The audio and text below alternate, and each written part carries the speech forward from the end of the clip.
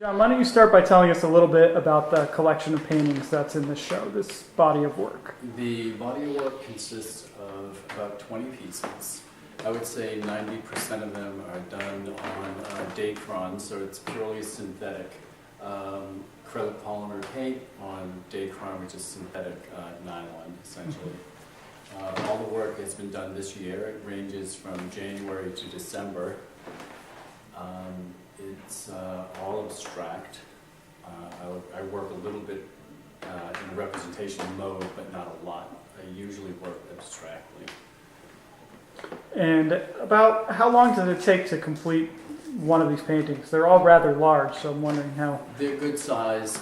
They range in, I would say, time frame is anywhere from a day to 2 days, 3 days, up to a week. I'll go back a month later and work on them more if they need it. Mm-hmm. I don't feel like the paintings actually get finished. I feel they get abandoned more than completed. And so how do you know when it's time to abandon a painting? Or do you? How do you know when it's time to abandon it?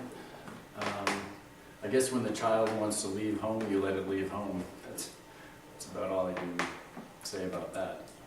Okay, that's great. So about the Dacron, how long have you been using that as your surface? I started experimenting with it about 2 years ago. The way it evolved was I was interested in doing sculptural outside shapes to put between trees and facet. Mm-hmm. One over the other, because I like the way the material looks, I like the way the light goes through it, and I thought it would be an interesting environmental kind of art piece. But what happened was I realized my studio, which was 30 feet long, I was only able to do something about 12 feet because you have to feed the material through the surge machine that I had bought. So I ended up abandoning that and continuing to work my artwork on canvas, and then I realized I could try to use the Dacron to paint on. I started doing that, and I love the material. It's a very sophisticated finish. I can just unroll it and start working. I don't have to prime it first. It has sort of a glistening white to it, which is conducive to the work that's come out of it. You can draw on it with a pencil. You can cram on it. It's very structurally, it's extremely sound.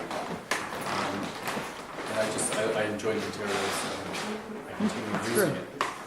Okay, let's ask a different question. So, thinking more about your process of painting, since you have a lot of gesture and a lot of line. The title of the exhibition is Color and Line, but there's a lot of expressive qualities to your work.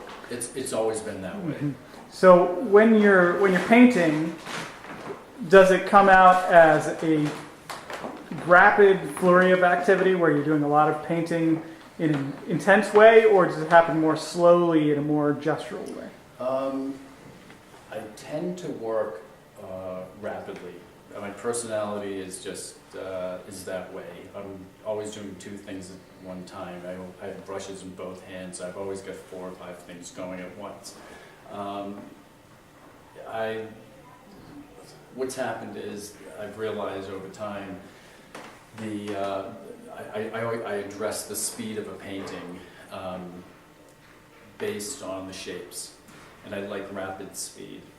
And I've noticed that when I work with pieces that are solid shapes, the speed of the painting slows down a lot.